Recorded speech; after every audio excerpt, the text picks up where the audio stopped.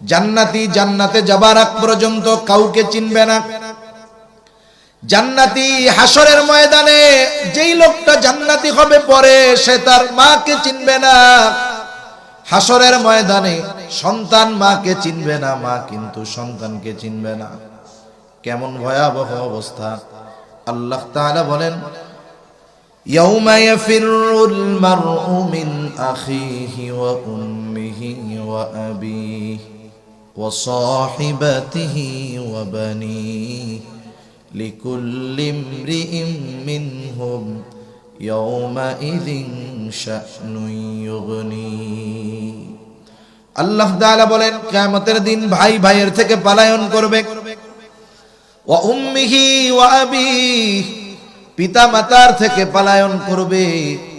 ওয়া সাহিবাতিহি ওয়া বানি, যে স্ত্রী সন্তানের জন্য গোটা জীবনকে সে ক্ষয় করে দেয়, রক্তকে পানি করে সন্তানের মুখে হাসি ফুটাতে চায়, কিয়ামতের দিন ওই সন্তানকে সে চিনবে না, সন্তানও তাকে চিনবে না। প্রত্যেকটা মানুষ নিজের চিন্তায় বিভোর থাকবে। শুধু তাই না, তাফসীরের মধ্যে আসছে মানুষেরা এইরকম আল্লাহ তাআলার কাছে বলবে, আল্লাহ, গোটা দুনিয়ার সবাইকে জাহান্নামে দিয়ে হলেও আপনি আমাকে মাফ করে জান্নাত দিয়ে দেন। এ পরিস্থিতির কথা আসলে বলে বোঝানো সম্ভব না। জান্নাতি জান্নাতে যাবার আগে কাউকে চিনবে না, কিন্তু জান্নাতে যাবার পরে দুনিয়ার কাউকে সে ভুলবে না। সবার কথা তার মনে পড়বে।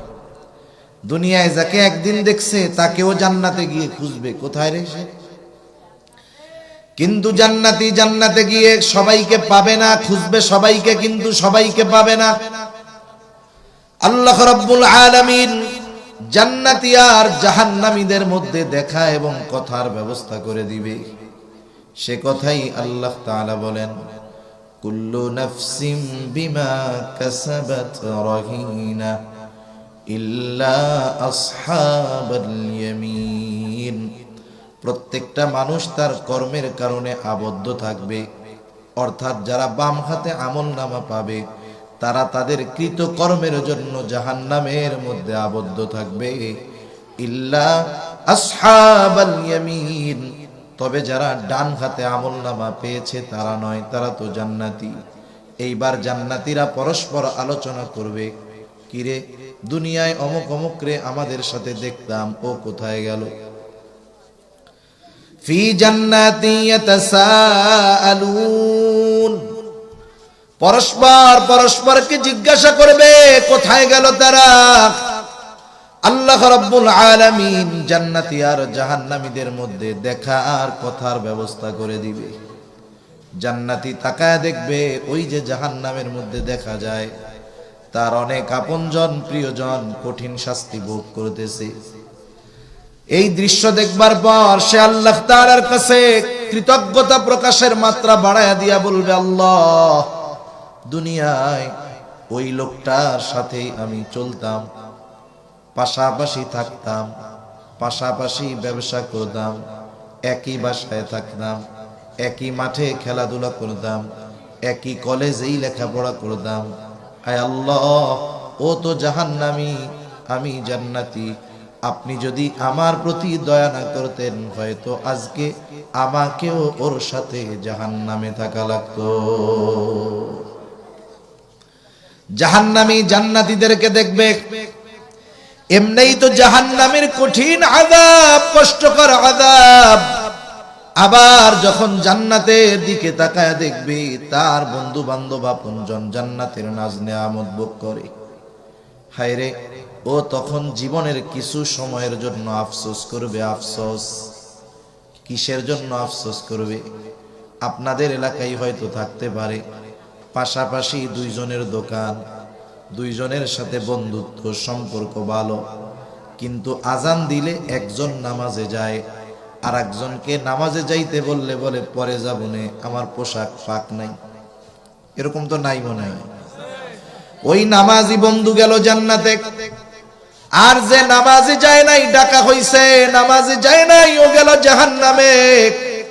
ওই কিয়ামতের জান্নাতের দিকে তাকায় যখন দেখবে পাশের ওই বন্ধু জান্নাতে, আফসোস করবে, আরে সব সময় তো একসাথে থাকতাম, ও যখন নামাজে যাওয়ার জন্য ডাক দিছিল, ওর সাথে যদি নামাজে যাইতাম তাইলে আজকে আমিও ওর সাথে জান্নাতে থাকতে পারতাম।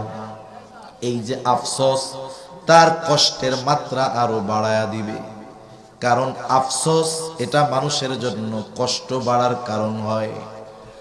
এইবার দেখা শেষ, জান্নাতীদের জানতে মন চায় কোন কারণে এরা জাহান্নামী হইল। আল্লাহ তাআলা তাদের সাথে কথাবার্তার ব্যবস্থা করে দিবে। এইবার জান্নাতীরা জাহান্নামীদেরকে প্রশ্ন করবে, মা সালাকাকুম ফি সাকার, কোন কারণে তোমরা সাকারের অধিবাসী হইলা, কোন কারণে তোমরা জাহান্নামী হইলা।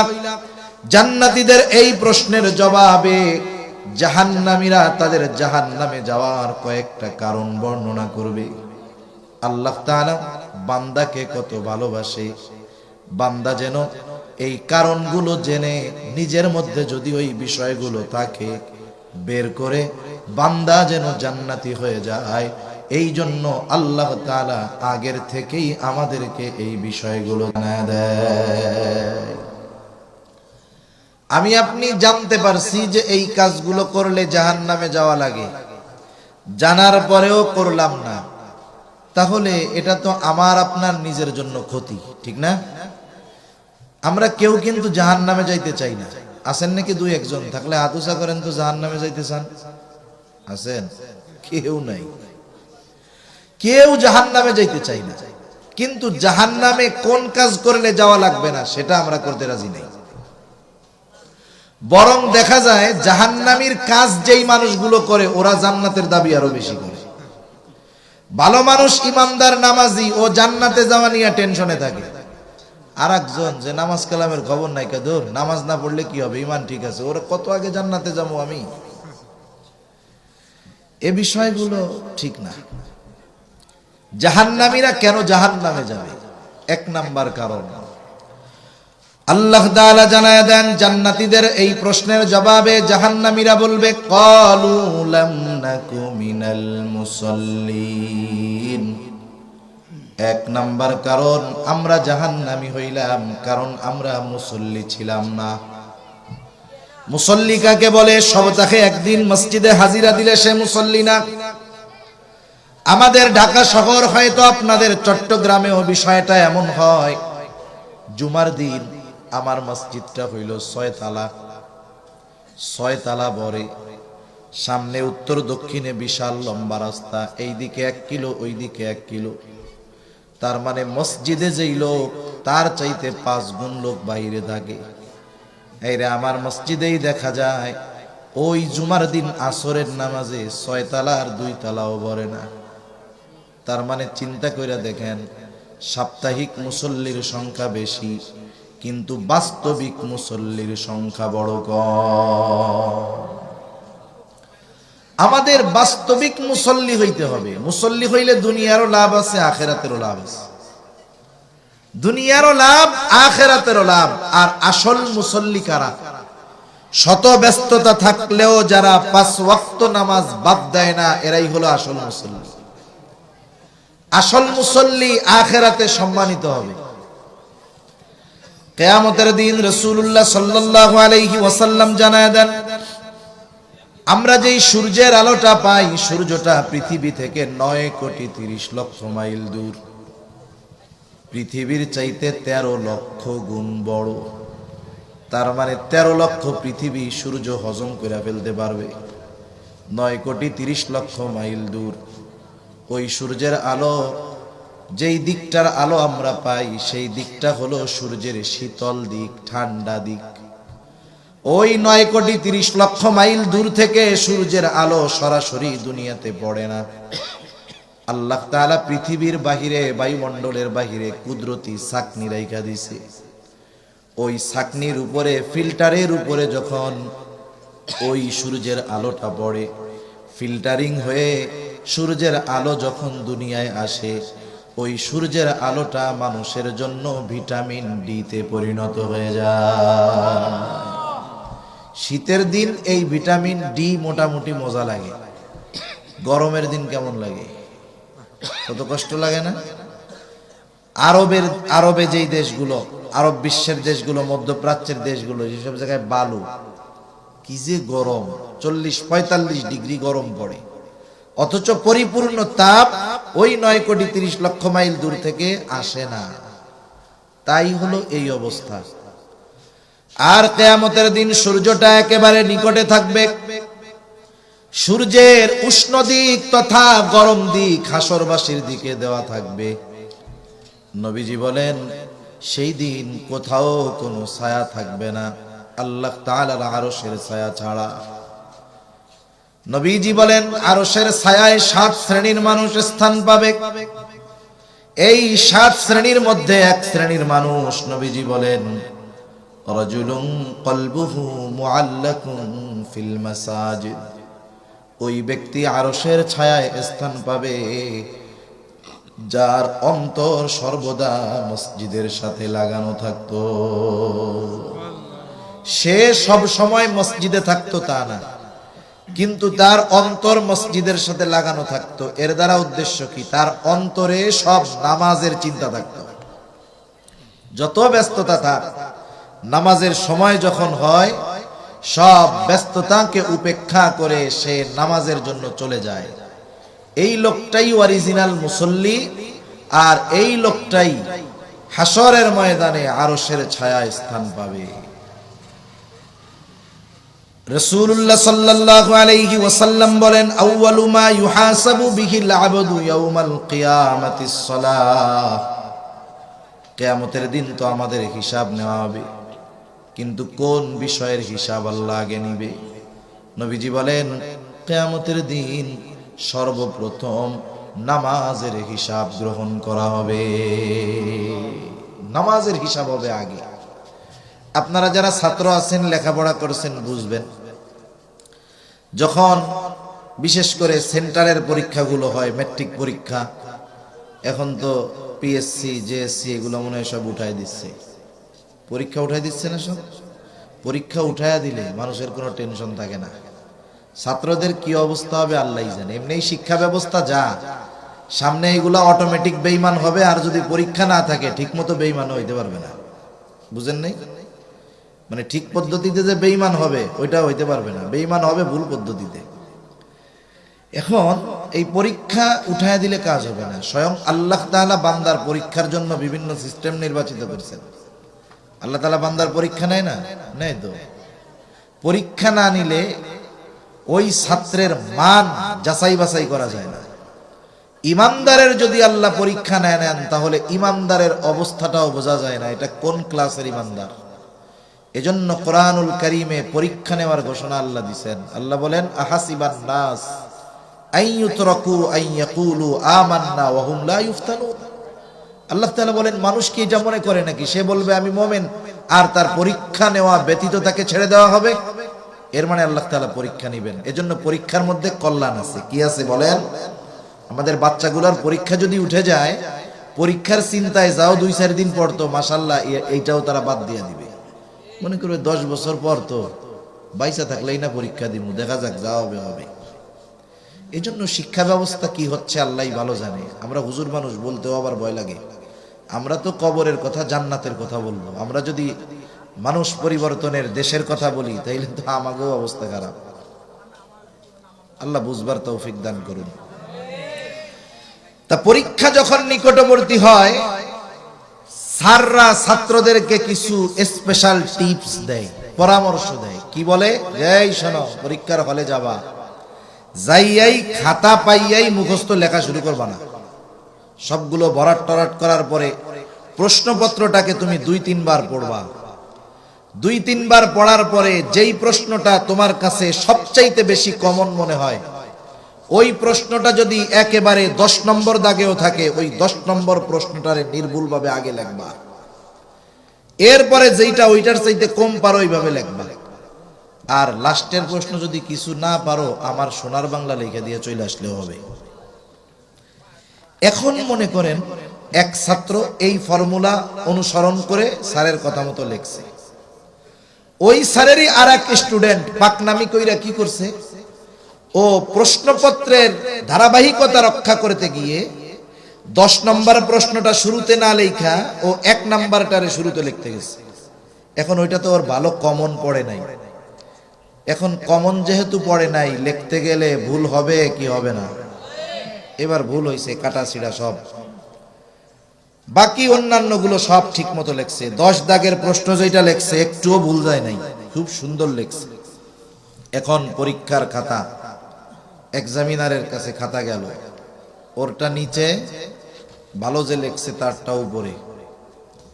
এইবার প্রথম খাতার লেখা নির্ভুল চকচকে লেখা দেখা স্যারের খুব ভালো লাগতেছে। পাশে ওয়াইফ চা নিয়ে আসছে, বলে দেখছো কত সুন্দর লেখছে। স্যারের ওয়াইফ বলতেছে, মার্ক তো আর শ্বশুর বাড়ির থেকে আনা লাগবে না, যাও 10-এ 10 দিয়া দাও। এখন 10-এ 10 দিল। যেই কলম একবার উপরে উঠছে সহজে আর নিচে নামবে না, চিন্তা করবে পরের গুলাও মনে হয় ভালো লেখছে, এরকম যা 10-এ 8, 9। যেইটা সোনার বাংলা লেখছে ওইটা পড়লে তো ওরে মার্ক আরো মাইনাস দিত। এখন আমার এক স্যার খাতা দেখে, খাতা দেখার রুলস দিছে যে প্রতি ভুলে হাফ মার্ক কাটা। প্রতি ভুলে কয় মার্ক কাটা? Half mark. এখন একজন একটা ইংরেজি কম্পোজিশন লেখছে। এখন স্যার আমারে দেখাইতেছে, আমি তো মাদ্রাসায় পড়ুয়া লোক গেছি, স্যার দেখাইতেছে, বলো তো মিয়া এরে কি করবি, কি হয়েছে স্যার? বলে কম্পোজিশনে 60টা ভুল হয়েছে। এখন তো উল্টা ওর কাছে আরো 20 মার্ক আমি পাই। এখন স্যার যা লেখছে ওই সোনার বাংলাটাও লেখছে, তো ওইটাও 10-এর মধ্যে 8 দিয়ে দিছে। যাক, এই খাতা গেল। পরেরটা আসছে, প্রথমেই দেখে কালা কালিতে ভরা, 10-এর মধ্যে ওইটারে দিছে 1। একেবারে শেষ প্রশ্নটা তো নির্ভুল, কলম তো নিচে নামছে, উঠে না। 10-এর মধ্যে 2 দিয়ে বইয়া রয়েছে। দুইজনে কিন্তু লেখছে একই, উত্তরও সেম, সব ঠিক আছে, কিন্তু শুধুমাত্র প্রেজেন্টেশনের কারণে একজন গোল্ডেন এ প্লাস আর একজনের ফেল করতেও কষ্ট হইতেছে। তাহলে দেখেন জাগতিক নিয়মটা কি?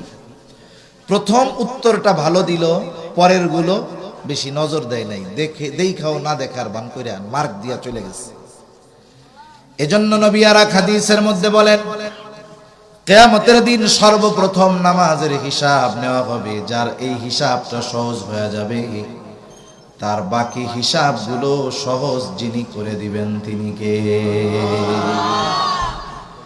খেয়াল করে দেখবেন, স্কুল হোক আর মাদ্রাসা হোক, যখন কোন ছাত্র লেখাপড়া করে, খুব ভালোভাবে লেখাপড়া করে, পরীক্ষায় ভালো করে, ক্লাসে সব পড়া পারে, ওই ছাত্র যদি একটু দুষ্টমিও করে, উল্টাপাল্টাও করে, যদি শাস্তিযোগ্য অপরাধ না হয়, শিক্ষক অনেক সময় ওই দুষ্টমি দেখেও না দেখার ভান কইরা ওরে কিছু বলে না, কারণ মূলটা ঠিক আছে আর মাত্রা অতিরিক্ত অপরাধ করতেছে না।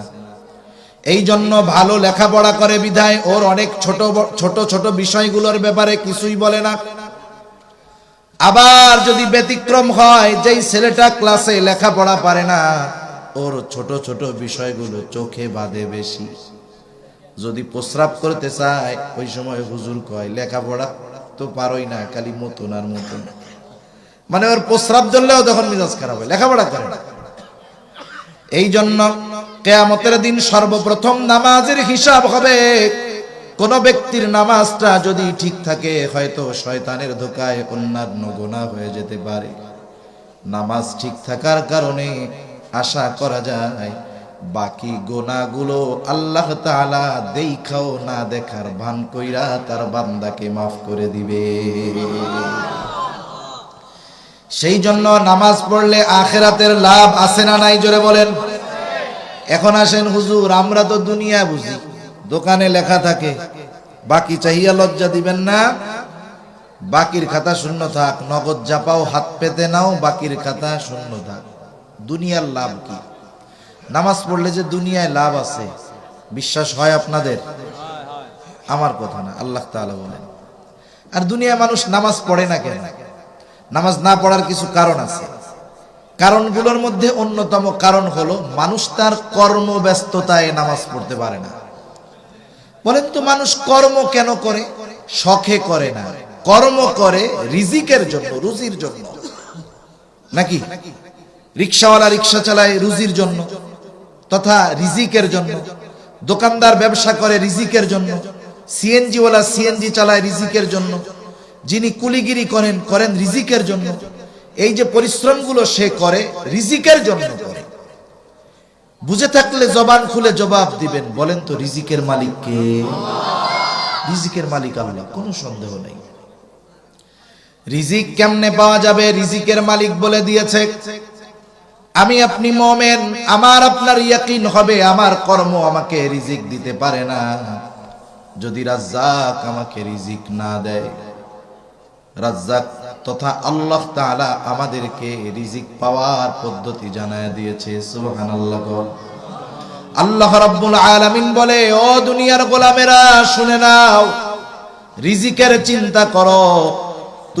তুমি যদি আমি আল্লাহর হুকুমটা মাইনা নাও, রিজিকের ব্যবস্থা আমি কইরা দিব। আল্লাহ তাআলা বলেন, ওয়া উমুর আহলাকা বিস-সালাতি ওয়াসতাবির আলাইহা লা নাসআলুকা রিজকা নাহনু নারযুকুকা ওয়াল আকিবাতু লিত-তাকওয়া। একটু খেয়াল দিয়া শুনেন, আল্লাহ তাআলা বলতেছেন, ওয়া'মুর আহলাকা বিস-সালাতি ওয়াসতাবির আলাইহা। আল্লাহ তাআলা বলেন, এ বান্দা, তুমি তোমার অধীনস্থ যারা আছে তাদেরকে নামাজের আদেশ দাও। ওয়াসতাবির আলাইহা, তুমিও তার উপরে অটল থাকো। তার মানে নিজেও মুসল্লি হয়ে যাও, ঘরের মানুষগুলারেও মুসল্লি বানাও। বান্দা লাভ কি হবে শোনো, লা নাসআলুকা রিজকা, আমি আল্লাহ তোমার কাছে রিজিক চাই না, বরং তুমি আর তোমার ঘরের মানুষ যদি নামাজি হয়ে যাও, আল্লাহ তাআলা বলেন, নাহনু নারযুকুকা, নামাজি হয়ে যাওয়ার কারণে আমি আল্লাহ তোমাকে রিজিক দিয়ে দিব।